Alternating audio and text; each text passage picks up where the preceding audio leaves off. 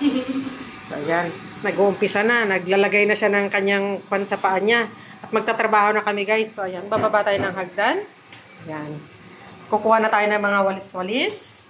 Ayan. Bumaba na tayo. At kukunin na natin ang ating sandata. Ito yung ating sandata ngayon sa araw na ito. Ayan. Magwawalis-walis. Sandali lang. Ayan. At isa pang sandata dito. Kukunin natin ang ating... Ayan. Kasi mag-uumpisa na tayo nag-id-id. Umpisa na tayo mag-id-id dito, guys. Ayan yung mga lilinisin sa araw na to. Napakadumi. Ayan. Kumusta kayo dyan, guys? Ito yung hahatawin namin ngayon. Ang maglinis sa buong salon. Ayan sila. Nando doon, no? So, ayan. Mag-uumpisa na tayo. Ito yung magandang umaga. Ayan.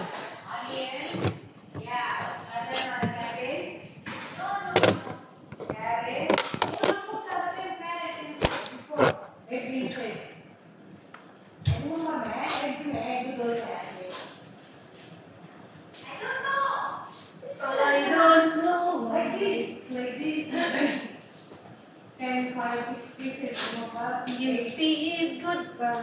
Not boiling. Not boiling. Dito na yung kanilang ulam. Wow. Well done.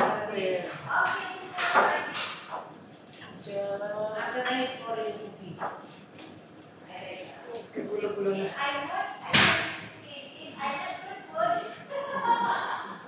So, ayan, guys. You think that's a good word? Yeah. What me auntie? That's a food. Ada kill me. Oh, what food? That's food.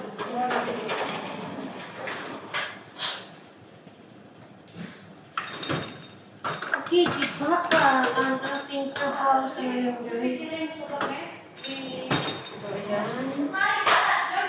Start na tayo dito. Ngayong cooking.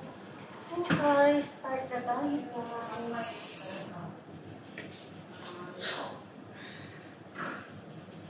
Daming kalat kasi.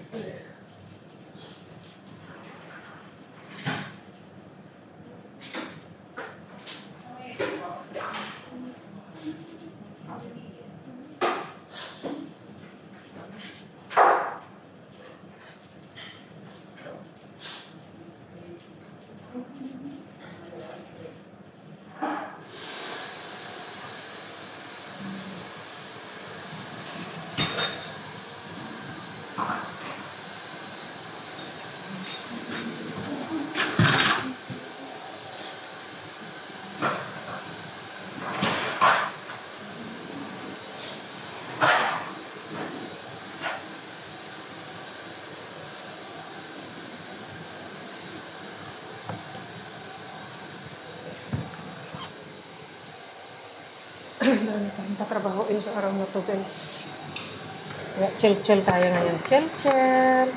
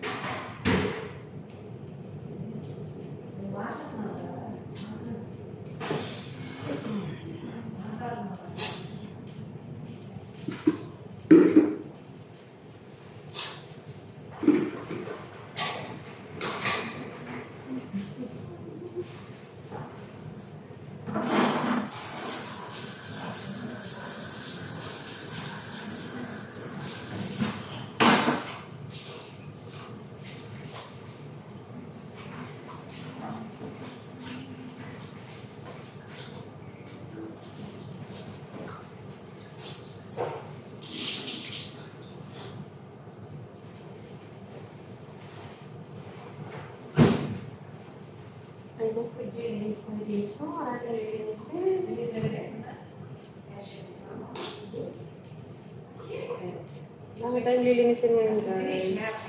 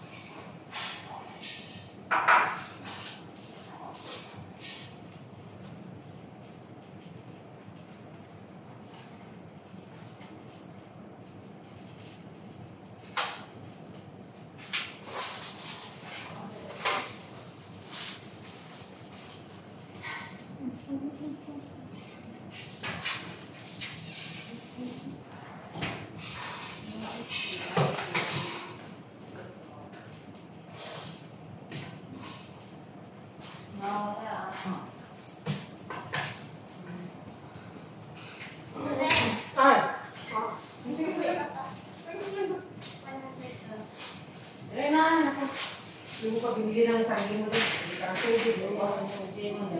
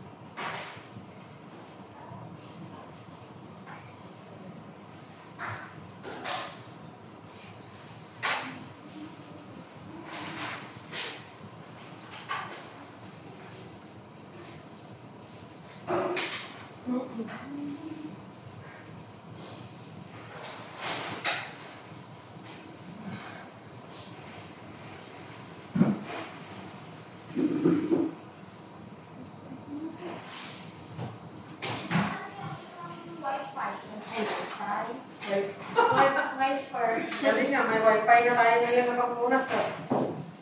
Kahapon na nandito sa labas. Nakainin ko kay Dali doon. Mga kalat. Ito na yung... Napansin ko, diba? Ano yun? Tatay ng anak ko. Ha? Tatay ng anak ko kasi dito sa Sunday. Nasa Dubai man yun siya. Ngayon. Medyo matagal-tagal na nito sa nakakasawa na. Ngayon. Nang napapansin mo? Napansin ko din sa Facebook niya, hindi niya ginapost ang mga pictures ng mga bata. Paano niya ipopost na ikaw yung kanya, pamilya niya? Kasi hindi nga pwede yun kasi may asawa yung asawa niya, di ba? Hindi niya ginapost ang mga bata ba na proud siya, na naka-honor. Sino yung mga anak mo? Yung tatay ng anak ko. Ba't hindi wala naman siguro picture dun sa... Tapos, pero, may picture, may family picture siya ng asawa niya at saka yung sa ikalawa niyang Pamilya. pamilya. Hindi kasi, hindi na sinasabi yung mga bata. Nung umuwi ako sa Jensan, pag weekend, mga bata, bago ako balik dito, ako pa, gusto, ako may idea. Sabi ko, dito tayo sa Jensan, sa may ACC Mall, sa studio, mag-family picture tayo. So, pinabilis ko ang mga bata ng formal. Sabi din ni Ken, sabi ko, please, mag-formal attire ka kasi mag-dress ako. Hindi kasi pwede sa mga kung ano ba yan? Isang akin natin. Kasi yun, sabi ko, ang mga bata naman, nag-dinis din. Pagdating dun sa gym sa studio, ano pala, wala silang frame na para sa mahal yung, meron silang frame family picture, pero 15 days, bago nyo makukuha. Ayan, nag-storytelling na naman siya. Bago nyo makukuha yung mga Guys, pakinggan mo yung storytelling niya. Po muna ako. ngayon, ang nagkakataka ko na, Sige na, magsalita ka na. pag may family ka na, diba dapat accept mo yung past mo, accept ng pangalawang asawa mo, may una kang anak. Tapos may pangalan na sa mga different. Kasi kung accept mo yung dalawang anak mo sa unang asawa, sa unang anak, diba dapat isasali na din as a family picture or depende? Tapos? O depende? Hindi ka kasi, hindi ka pwede yun. Bakit hindi pwede? Ano bang pwede hindi pwede Hindi doon? nga, paano natin na, siyempre, sa tingin niya, okay naman na kayo ng bago na. Piliin mo lang sa kanya, hindi kasi siya pipwede. Kaya hindi siya pipwede mag-ganon kasi makomplikado. Baka awalit siya ng asawa niya. Tapos sabihin na, may connection ka pa dun sa ex mo. Eh, alam mo naman yung mga alam mo yung mga pangalawa, mas matatapang yun kaysa una. Uy, hindi naman ako. Hindi. Ang mga pangalawa, matatapang yan sa una. Alam mo ba yun? Sila yung mga mistress ay matatapang yan sa mga original. Yun yun, ibig kong sabihin. Depende siguro sa babae, no? Hindi kasi, gusto niya siguro na priority lahat sa kanya. Tapos ang naisip ko lang na, ang napansin ko lang, yung profile picture niya, siyempre, anak nilang dalawa at yung ex ko. Profile picture nila. Tapos ang cover picture, gano'n din. Wala din sila. Buti hindi nahanap ng tunay na asawa yung wala. Hindi na asawa yung wala. Oo, hindi. Siguro yun. Wala na siguro. Kasi pag wala na.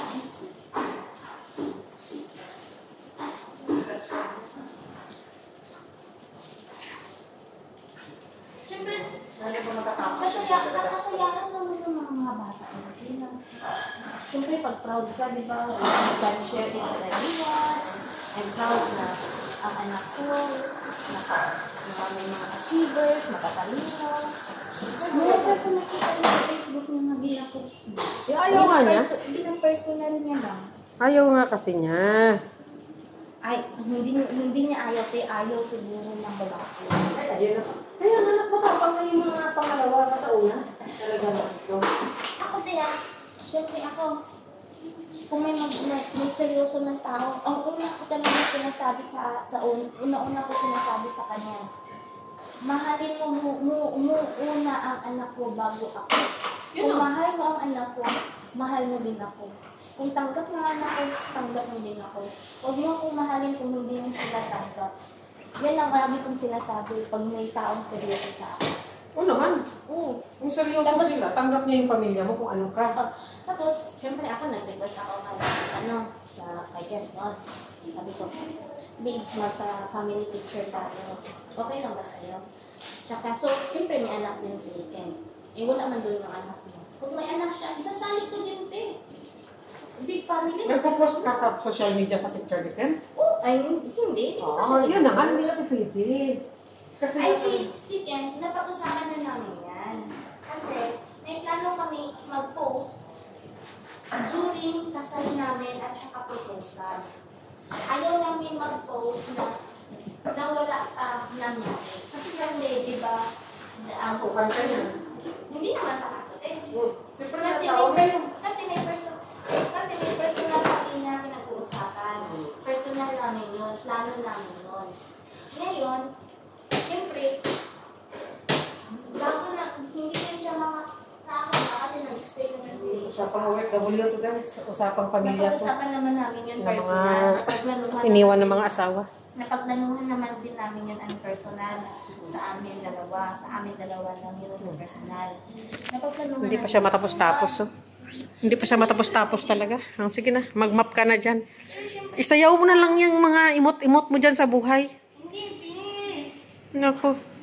Mamaya magsayaw ako. Magtrabaho ka na dyan. Ang munang gagawin mo, magtrabaho ka muna dyan. Ha? Bago ka mag-imot, magtrabaho ka muna. Yan. Trabaho muna siya guys ha. Kasi ito yung mga usapang OFW na napahiwalay sa pamilya. Tapos yung pamilya is nag-asawa na. Kaya sa akin, ayun yun. Iyak na lang tayo. Hindi naman natin pwedeng i-post yung ating mga love life dyan. Kasi baka mamaya mabas tayo. Hindi naman sa akin, no? Iba-iba naman tayo na post eh. Oo naman. Ako naman wala naman akong problema. Mag-post man ako dyan ng mga nudyo. So, ipopost ko talaga. Ipopost ko talaga si Dan. Tama namin yan. Tagtana na. Date ka pa. Ganito mag-post tayo. Ganito mag-ganyan. Problema ko, syempre, may in-process. May mga process na hindi ginagawa. Soon, mangyayari yan. Nag-graduate mo. By the way, usapang processing. Talagang magaling ka na nito. Parang magaling ka na nito. Okay na siya. Pero syempre, nasasaktan ko na ako eh. Nasasaktan ako na ganyan yung ginagawa ng ex ko. Parang hindi siya proud na Yung mahalaga niyan. parang super impersonal. Pero sa public, hindi. Kasi kung proud ka, you can share it in the public. Di ba? Masaya ka. I-share mo. Ganito.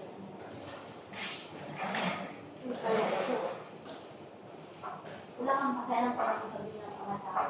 Kasi, proud ka. Wala kang ginagawa. Kasi mahirap kasi maraming mga taong maraming mga taong hindi sila masaya dahil masaya yung ibang tao. Yan yun ang problema ko. Maraming mga kontrabida sa life. Kaya tayo mga OFW, ang gagawin natin, bahala na. Wala tayong mga love life, may trabaho ngayon tayo. Kasi yung love life natin, wala na. Magpo-post ako ng love life pagka totoo na talaga. Ate, Happy Mother's Day. Happy Mother's Day sa mga tao dyan, mga nanay, naiiwanan. Yan, ang Happy Mother's Day. Happy Mother's Day sa lahat. Tapos na ang Mother's Day. Nasaktan. Tinanong ko yung anak ko, nasaktan. Sinabi ko kasi sa kanya, hindi ko napansin na wala ka, hindi ka ginapost, hindi ka pa sa Facebook. Hindi naman kailangan ang pagmamahal ipopost mo sa social media. Mayroon siguro ng privacy na pinag-uusapan. Ang mahalaga yan. Na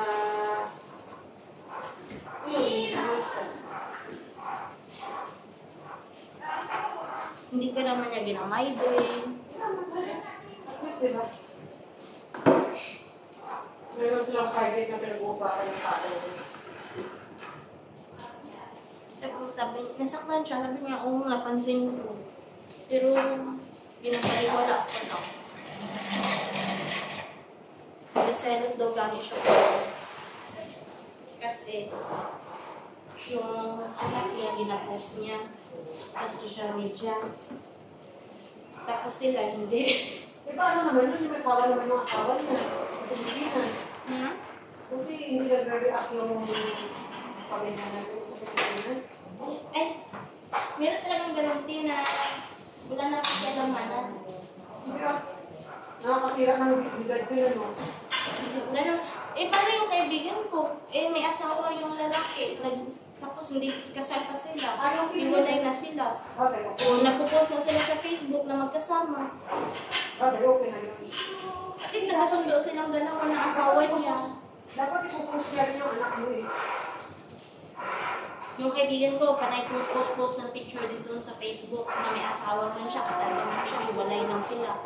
O, bakit yung kaibigan ko, ginapost niya doon sa Facebook? Wala siyang pakialaman. Sabihin mo sa tatay ng mga anak mo, hindi lang yan dyan sa cyber focus. Kung ipopost mo rin yung mga anak mo dito. Kasi, tingnan mo, mga achiever yan, no? May mga ano yan. Nagpa-proud ka din, hindi ko post mo yan. Ito gano'n na sabihin mo. Yun nga lang, hindi niya ginapost. Ako lang nag-post.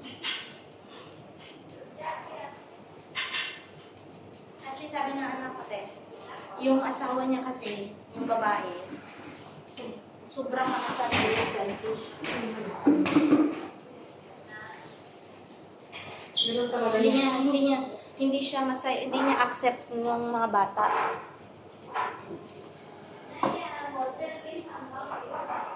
Pagkatapos hindi niya ma-accept.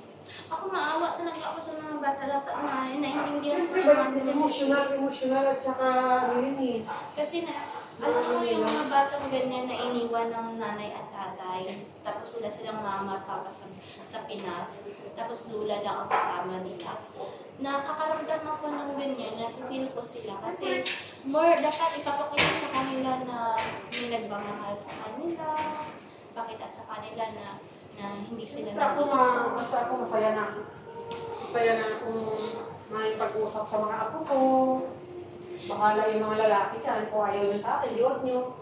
Yun lang yung importante naman pamilya. Yung mga lalaki, dami na yung lalaki. May pagpo ka ng lalaki na. mas mamahalin ko Pakal ka lang naman, huwag na. mas mahalin ko ang mga batang ganyan. Kahit hindi ko anak, paparamdam ko sa kanila. Kasi ang pamilya naman, hindi lang naman sa dugo. Kahit na hindi mo kaduguhin kung pamilya ang toring mo. Mas maganda pa nga yung ibang tao, hindi mo kapamilya kasi tinuturing ka pang pamilya. Kasi yung pamilya mo, natuturo mong pamilya, hindi ka naman tinuturing na pamilya. Di ba guys? Tama o mali, yun yun. Kaya ganito kami mga OFW, nagtatrabaho kami dito. Yung mga istorya ng mga iniwanan ng mga asawa. Kaya hindi naman pala iniwanan. Ano yun, kumbaga, yun ang destiny namin. Hindi iniwanan ko, ikaw na Hindi kami iniwanan, kumbaga, ganun lang, nagliko, kumbaga, ng ating bahay, hindi na nakauwi, yun yun, ang istorya ng buhay. OFW. Kaya guys, kung okay naman ang trabaho niyo doon sa inyo sa Pilipinas, huwag na kayo mag-abroad kasi napakahalaga yung pamilya. Kasi pag nasira yung pamilya, hindi naman mabalik. Pag nasira, nakikita. Yes? Kaya sa akin, kumanda na ganito, nakawa. Kasi kung ako lang, no?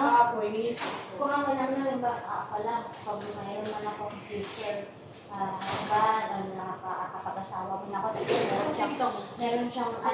meron siyang anak sa una, siyempre, tatanggapin ko yun, mapamahalin ko. At mamahalin ko, kasi nakaintindi ako din, kasi ngayon din yung mga side ng mga bata na wala akong mami na buhaw sila sa pagmamahal. Hindi na pa ako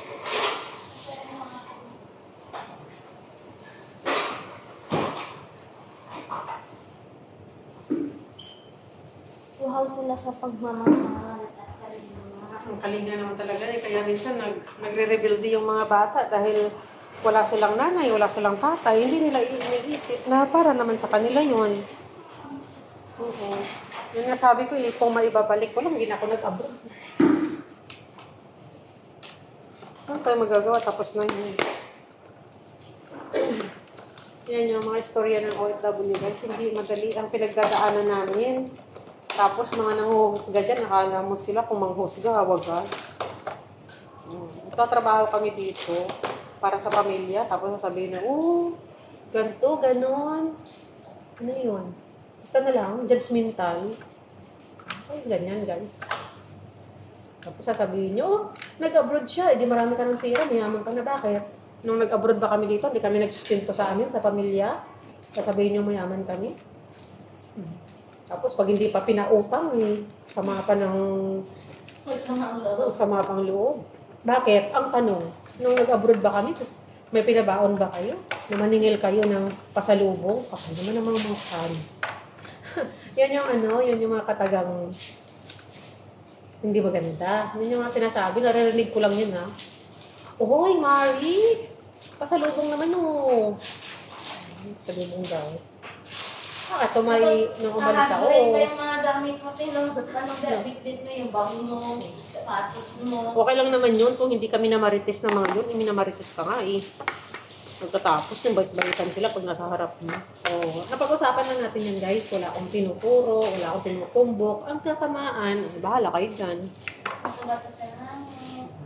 Ang matamaan ay huwag magalit. Hindi, usapang lang yan. Nag-iimot lang kami dito kasi yun nga sinasabi, tagal-tagal mo na sa abroad, wala kang pera. Bakit? Nahihiya siya umuwi. Hello, how are you? What time to do? Choose the color, madam. Magpapaalam muna tayo kasi may customer na. Bye-bye.